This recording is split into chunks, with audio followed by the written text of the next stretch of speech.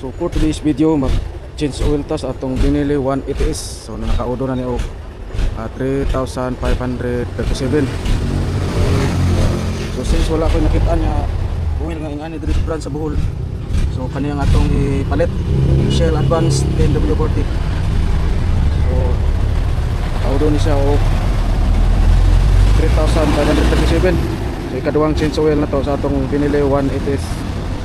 So naay timailhan niya dire nga kita nimo kung oil itom na ba, kita na nimo diha na yang gauge. So silbi gauge, so itom na gyud siya kay unta ang second change oil ani plus 15 odo yan nahimo na ng 25 odo. So mag start na tag change oil.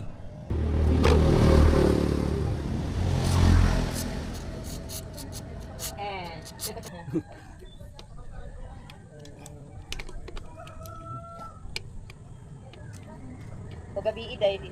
Awa mo ina mo ng cake.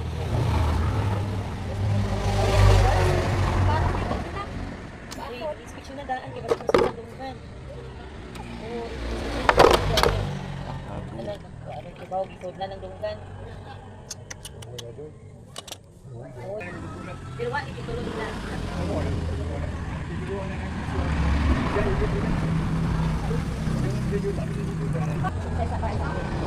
Naglaag.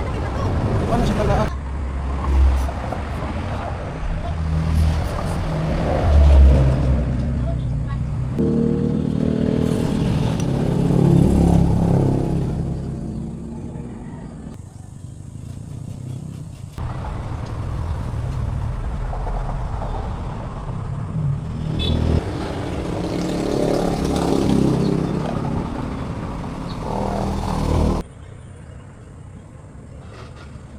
So mao ni atong change oil karon 10W40 Shell Advance synthetic base. So dati na ko nga oil kami pero wa man ko makita andre sa Bohol, pero same ra ni sila pero yung isa semi synthetic ra ni semi synthetic, kaning usa fully synthetic, pero parehas ra ni siya, pwede ni sa pang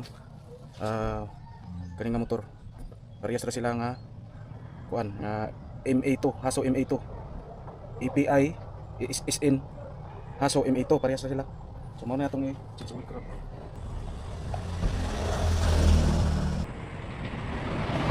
Bali 400 balik ra ko sugdanan yung kani 800, so 1.2 tanan.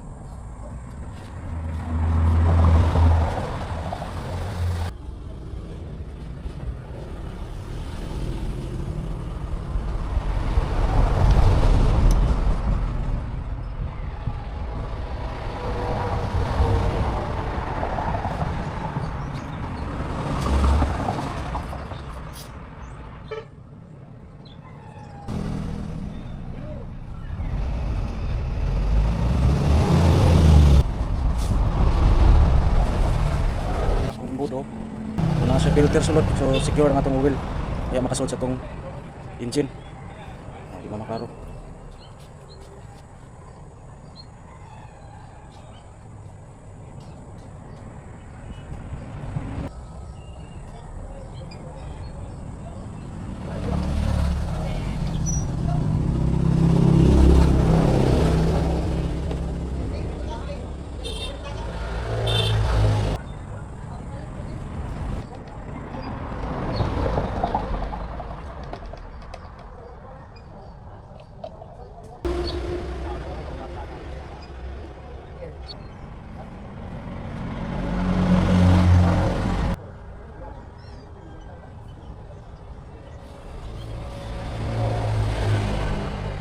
So human na tag-change oil sa atong binili 180S. So may balaan na to ni performance ning dati na tong oil Dixel ug karon nga Shell Advance atong i-compare ni hinigdagan na to sa motor. So dilo na kayo na yang gauge ari, may balaan nimo nga limpyo pa gyud ang oil kay bago pa man na full review next video. Salamat kayo sa inyong pag-watch sa atong pag-change oil sa atong binili 180S.